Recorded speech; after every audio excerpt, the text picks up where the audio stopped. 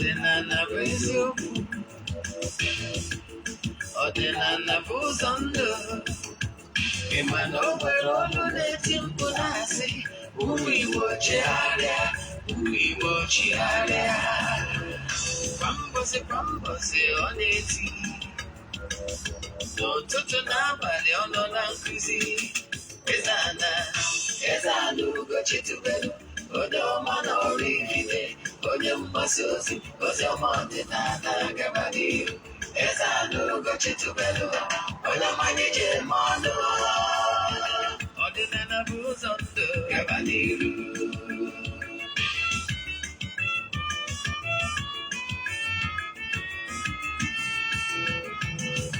Eze-Ana Ugochi tubelu, onye ọma na oraifite, onye mgbasa ozi, ozi ọma ọdịnala gaba n'ihu.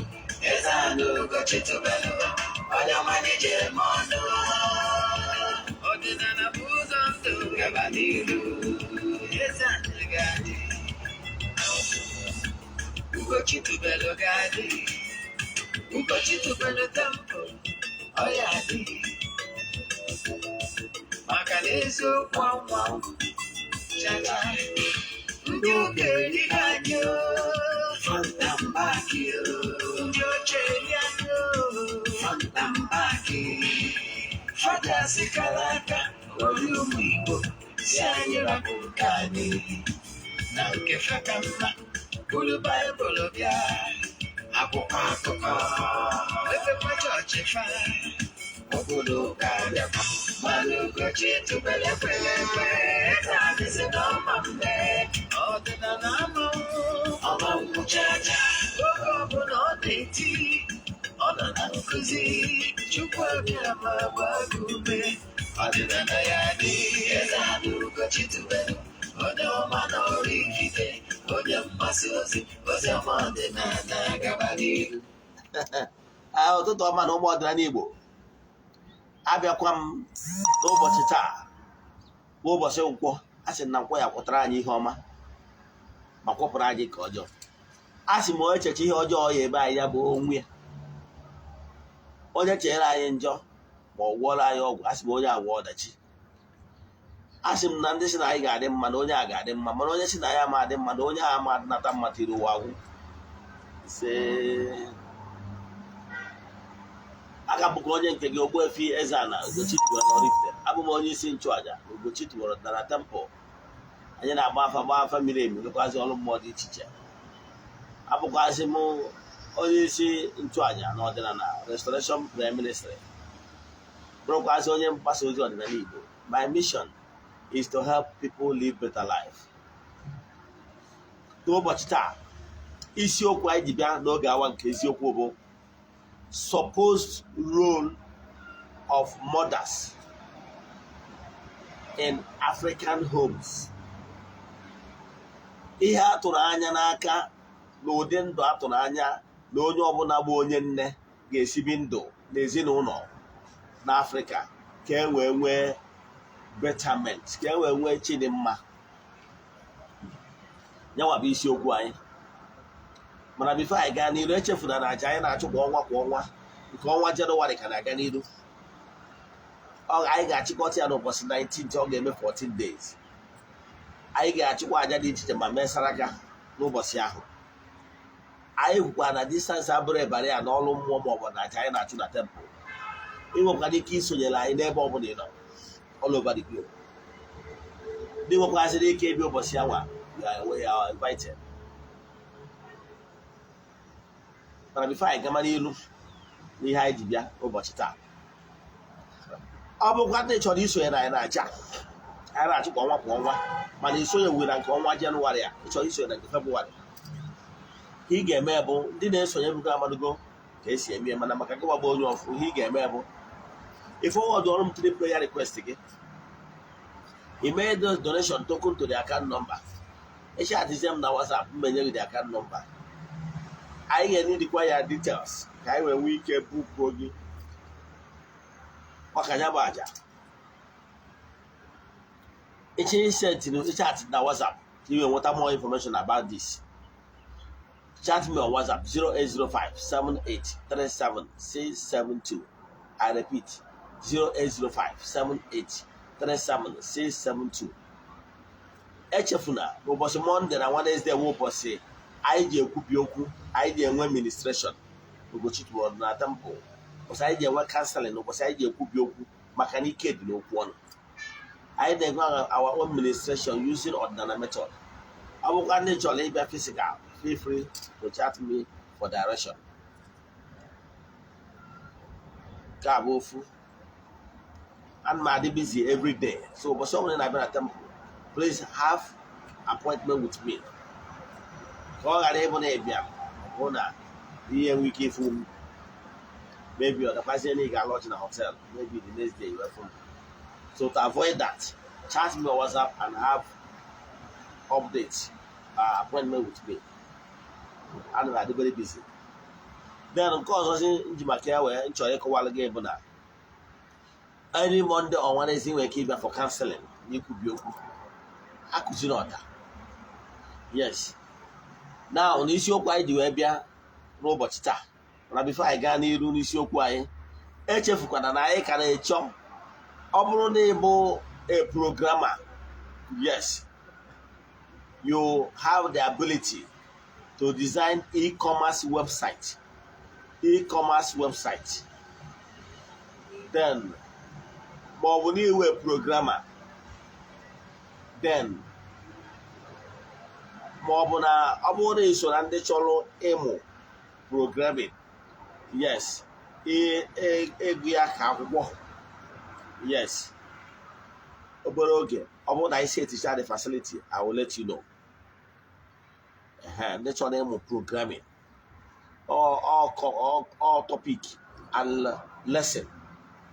At the program packaging the places. But they say they develop app and rest of them. Man, for now, here I develop the center app. I get use e-commerce. Then all the trading what I found idea of exactly what I want. On the website that I bought gg.ng, jiji.ng. It is one of the top marketplace in Nigeria of today. But they don't have similar ones like Jumia and the rest of them. But what I'm looking at is Gigi. So if you can develop such website, you chat me on WhatsApp. Chat me on WhatsApp. And I will add the terms and conditions. I actually want some proposals. We can compare. And then more team I in the haga long vision, but a huge vision. Yes, my intention bona I want at the website I get hosting of the site and the other site too. Yes, actually the opportunity will create here opportunity for other young minds. They really try to succeed massively in programming to join the team. By so that they will be able to impact positively in their lives. That one aside. Then this show quite you but supposed role of mothers in African homes. Kamala Kimonye on that the bedrock of every homes. Is it not the ma or the akane? Never wanted to be from the infants, start to nurse babies, molding them, the moral value. All that university. Train up a child in the way he should go. Mothers spend more time with the kids than men. Therefore, 70% of time, men spend the kale neighbor moyano. Now we keep only 30%. Then na name all normal. About an American Macandana Bati Baba.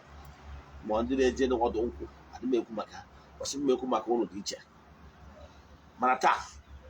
ihe niile dị bulk, whether the family or ejeje, but get what betterment that the family stops on your desk as a woman, as a married woman.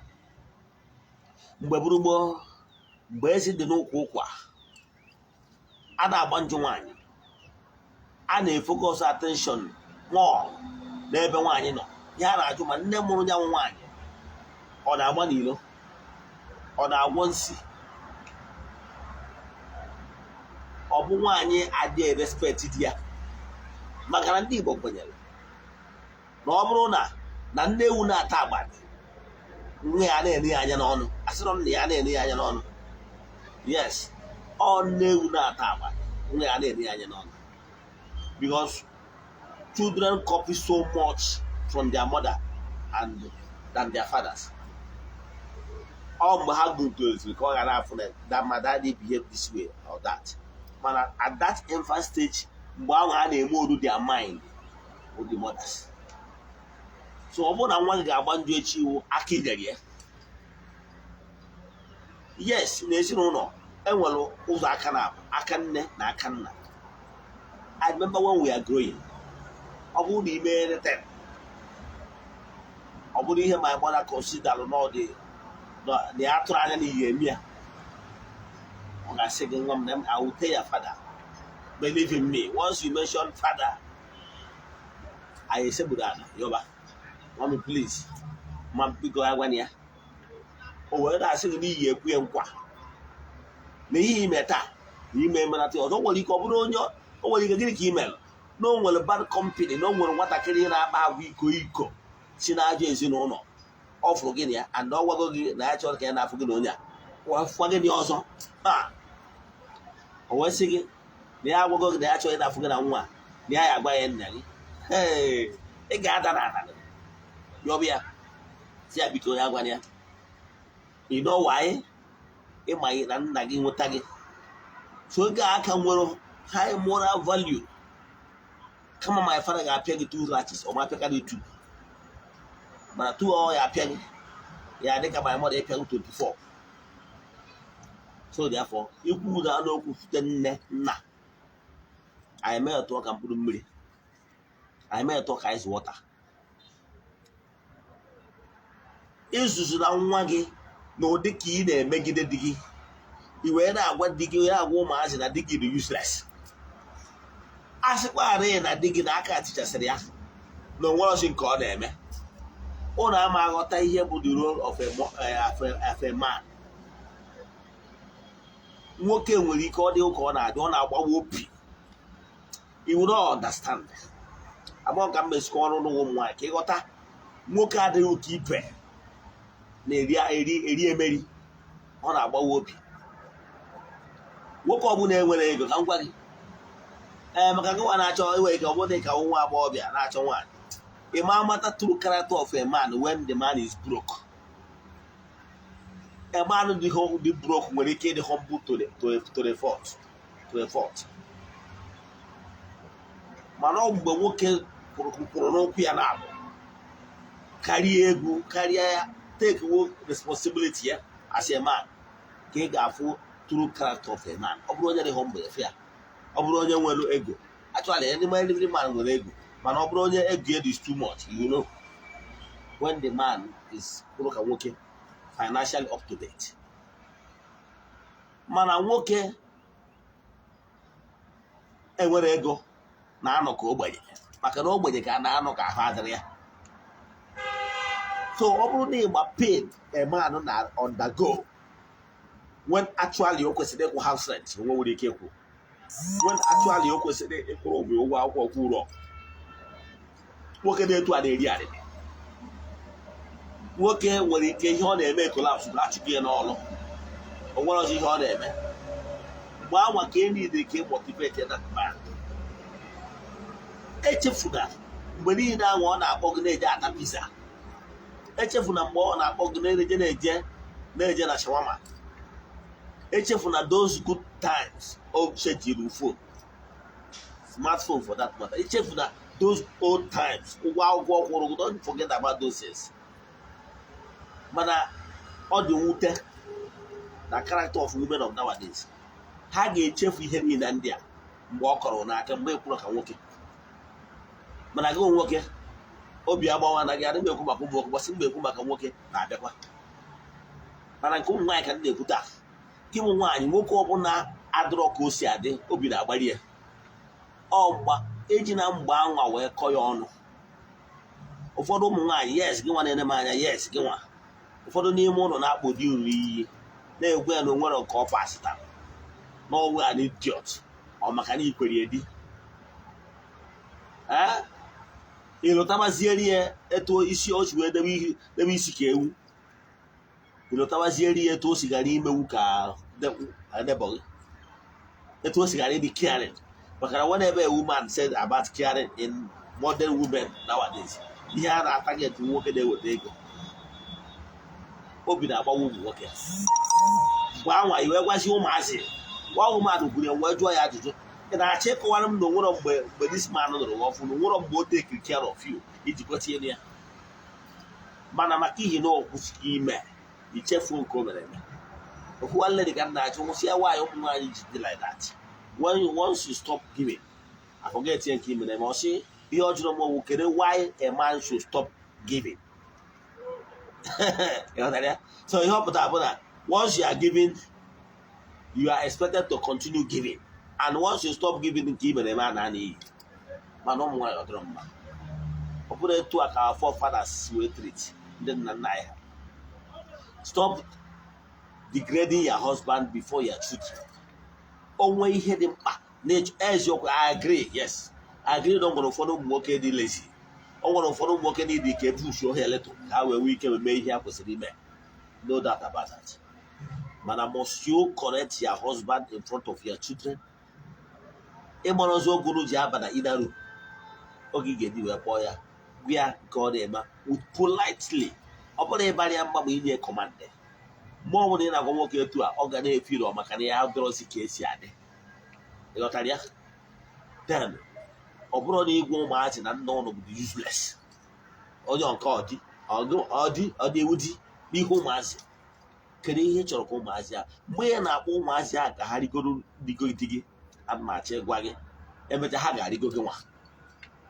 Yes, ọ bụrụ na ị kụziere ka esi eji nnafe ama ọgbọ emesịa they will still beat you. Maka na ị kụziri ha na nne na nna bụ small gods to them. Every child, let me put this. Let me chip this thing in. Every child should always remain grateful to your parents for giving you opportunity to be here on earth because of the love they shared among them. We had an opportunity where we can reincarnate here. So you should always thank your parents for giving you opportunity. And with millions of souls that are in the beyond, pleaded to be given opportunity to reincarnate. So if you are given opportunity, thank them. You should remain grateful to your parents. Let me continue. As a woman, as an African woman, you will auto taking a woman and match a waggy. Na Harry Kuzjara gets a rigon, the Harry Hagari. And Harry goes a tegi. Come go get it at Toto. The other Toto Bawa Pancake in Aloha, who you, Emma, no one can already keeping good job. Yes. Oproga can did Badamba. Oklahoma says, I'm a new yes, a beautiful woman. He have money. He can actually hire mercenaries. He can hire those young boys that can come and service you. Yes. Can't have no problem. Monogi got Maudu did battle. Además, one of one digging John too much gain on the cable. I want to work a lure to the point that only tiggy mercilessly. Other than violent, you can live. Man na digging bo no achọkọ correct ya gị. Ọ bụrụ enough reason. Ọ gwọrị na alụtego na ịmara mma nwaanyị. Definitely, why nọ na ya wụ corrupt world where people enjoy sleeping with married women. If not, one of ekwesịghị ile gị anya. Abụọ na mmadụ mụnwa dị ka Eze-Ana ya afụ na-ele gị anya for what? Ọdara ya? Now, ebe ọ na-enwere ụfọdụ ụmụ nwoke ndị eriri eri na-ejekwunye mmadụ. If not, nwa ya ekwesịghị na-edega anya n'ọnwa ready woman ka ewu ready woman. Okay, now mgbe ahụ na-abịaziri na-arịgo di gị maka ihi na mgbe ahụ after all kiri ihe ọzọ ya enye gị ọ maka ihe braụzụ gị ije na honeypot gị nye nwere ọtụtụ ndị ọzọ nwere dị willing n'ebe akpa gị nyefe ka ha braụzụ ya afọ ịgbara uru dịba na ngwa oge ji atụ ụtọ. Oge ji atụ ụtọ ọ bụ na mgbede, ọ bụrụ na ụtụtụ, ọ bụrụ na ehihie, mgbe anwa ụmụ gị tolitegolo, mgbe anwa dị ọkpara gị rugoro oge iti gị ihe, mgbe ahụ ada nwaanyị rugoro oge iti gị ihe, mgbe ahụ ịmapịazi ihe, mgbe ahụ ka enyi dịrị fada figọ onye ga-abụ onye anya etu onye ọbụla akpụrụ maazị ya. Mgbe o lụrụ n'ike di ike nwa nwaanyị di, mgbe ahụ iwe jejewa ọnkụl nwanne dị ụmụnne dị gị ụmụnna chọwazi onye ga-akwụdo asị nna ka e wee kee nwa gị di. Mgbe ahụ ka ị afọ karịkachọn, mgbe ahụ ka ị ama na kalaba bụ nnukwu obodo, maka o nwere ike oluzie mgbe ahụ ọ gwazie gị na ya na-ayọbụghị ka ikwe onye emeritọrọ klaasị gị. Mgbe ahụ ka ọ ga-elotara gị na ọkwa ya yọbụrụ mgbe mbụ ka e braụzụ ahụ ga-eju odugo kịta o mewere shakara o nwere ike ime mgbe di gị nọ. Oke a na gị na di gị mmadụ ga-ebido kpaba ya.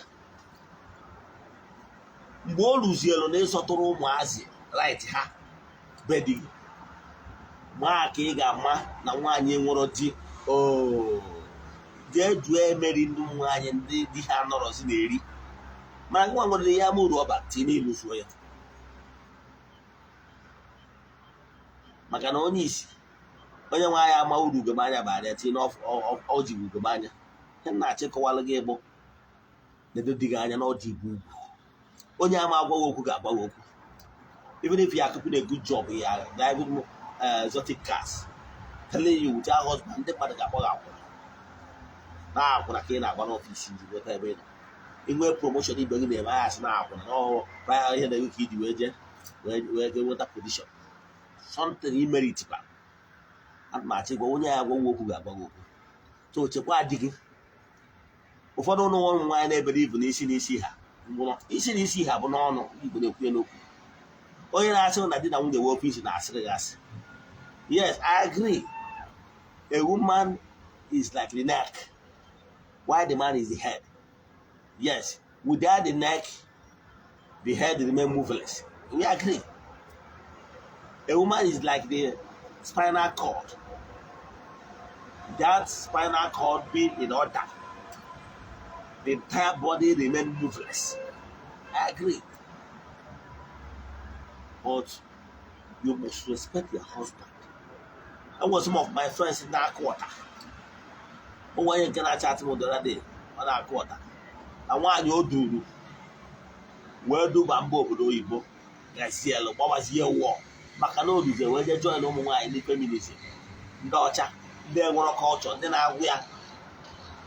Keloka, Ogo on their back on our own year. Then go down the woman. Macana, Ondo Bodo Batana, Ipehana. I try walking to walk out. When the kilos about here. It's not that a man can come back. Keruli Wataria. Emon and we work in Nigeria, following what for working out of what as a purpose in a hard. For them working at Mochanka, Habugan, Nigeria, and Alutana. But anybody I know about growings when you catch up with you hope for the better. I don't know how in there or any the good. But a majority Keruli Watamia. Work out when you work out, we hope to reach my catchy to put it on. Kije the port and double, Macane Mane Lobo, even I got to put you on. At Museo, Amon and walk out that young boy, yes, when I have browsing, I can live, yes. Amon or Bataloga about the story, no walk up what I he even walk out, they would tell Nobi, but because of non afford as honey, only honey little daka, or when he go home, or not get you without or not get you that past time, or at least what I go to shelter. And then it's not the man with idiot, so yes, no more idiots. It's not the man useless, or so that the man is so much useless. But I go, you are the girl who come, go and go to here. mana oruzie ka ọnụ ọga anụ ọgba ọsọ maka na ọma ọrụ furu ka eji mbazụ wee na-enyi ọrụ ibi ya mmadụ na-eto ọ ga-adị ụbọchị nke ya kere uru ịnwetara ya ịmakwa na ịzụ mgbe gboo a na-agba njụ nwaanyị fụ na nwaanyị na-agbalido ọ na-agwọ ọgwụ na ọ na-disrespect die ụmụ ya ndị nwaanyị nwere onye ya anụfa maka ndị mmadụ ga-achịrị uche n'aka na amụrụ na ụmụ ya ọ ga na-ebihave ka ndefa ịghọtara ya ọhịa nchọ ka kọwalụ gị bụ nwaanyị ị nwere huge role to play asọmpi ụmụ nwoke perfect yes bọsị mma akụ maka ụmụ nwoke mma agwụ na ebe ụlọ na-emeta but taa ụmụ nwaanyị when was the last time you held your husband hand ịmụ na sex is spiritual if you have been having your husband for years only him gịnị ya na-emekọ sex ịfụ na that inwardly and outwardly on our this corner they look alike. And we got so many things we share together. By so doing, one you working they share or they hear the two. If their mind, won't go look at their mind now, they think alike. Mama, you know, they make all the hear the two. Well, spiritual bonding. When was the last time you held your husband's hands? Culturally, Dalembia or Bijidiaka. It could be Oku this year. That contract, that even a young one I took for a very long time that refused to manifest. Where he kisses Aka with Yoku, every obstacle, the knows ya, and the effort. Emmanuel will equal for no woman, my Jacka, wouldn't you go put it up by him to what you hear when they dig. Away, Carlo Chardi Olo. You be not activity to do with. Call I have one piano. I forgot one Jackie and I say, that dear, but dear Weberego, that dear Achawai. But I got that dear Batazirego, that dear Achawai. I will go to a cabro by a cabo, come a dear for such a white, habro by hatching up an old weddings. Hey, this is what. Why you will you because of jealous. You were talking again, I will shade the go when misfortune, a business center. Maki, you don't get one or so.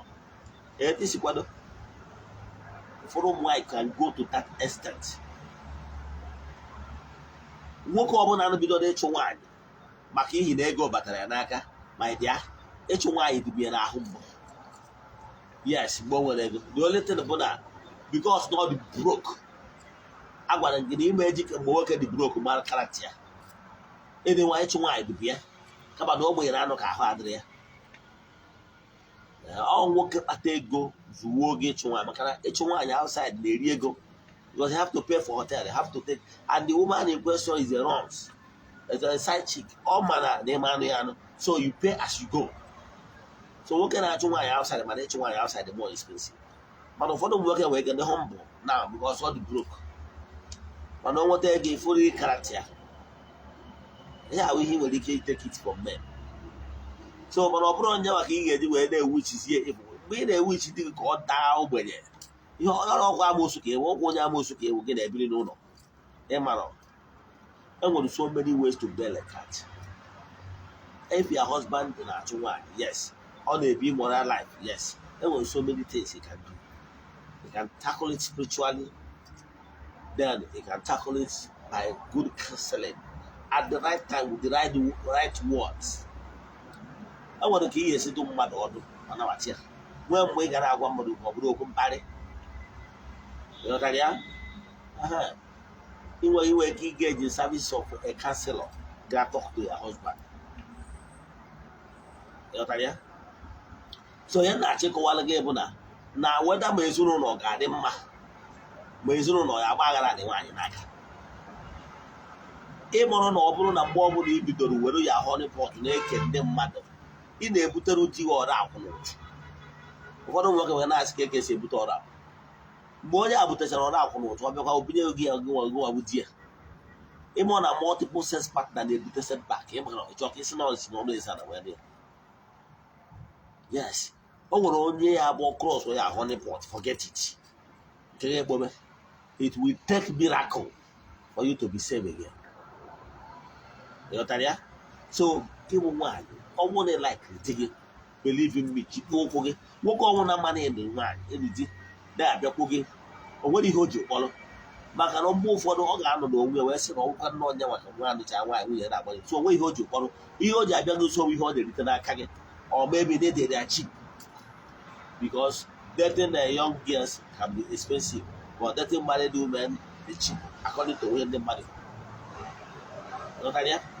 So you not check while again you don't want aka. Everyone. Malona is no no get ganiru. Aka. I want our family, no one follow one year came married, you just put on one, but I suffer digging.